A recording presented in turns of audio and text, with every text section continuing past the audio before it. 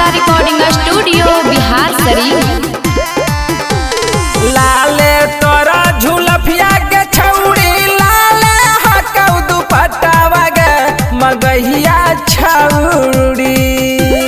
लाले तोरा झुलफिया के छौड़ी लाले हकौ दुपट्टावा गे मगहिया छौड़ी। तकरा से लड़ैलनी नजरिया गे मगहिया छौड़ी। तकरा से लड़लू नजरिया गे कौलजिया छौड़ी।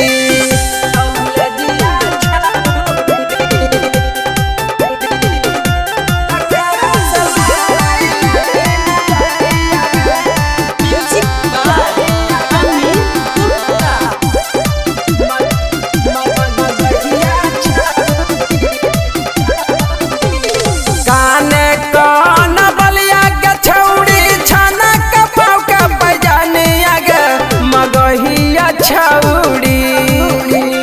कान कौन बलिया के छौड़ी छनक पाव के पैजनिया गे मगहिया छौड़ी। तकरा से लड़लू नजरिया गे मगहिया छौड़ी। तकरा से लड़ैलनी नजरिया गे मगहिया छौड़ी। बोल देना गे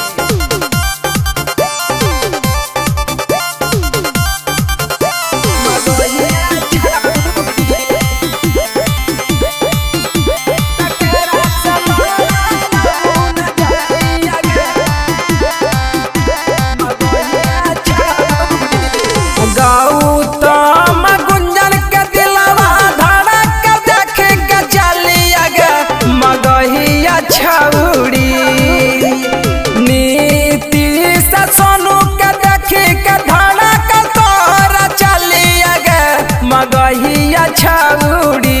त कहाँ हो घर किधर हो गलिया गे मगहिया छौड़ी। त बताई दे घरवा के गलिया गे मगहिया छौड़ी। लाले तोरा झुलफिया के छौड़ी लाले हकौ दुपट्टावा गे मगहिया छौड़ी। लाले तोरा झुलफिया के छौड़ी लाले हकौ दुपट्टावा गे मगहिया छौड़ी।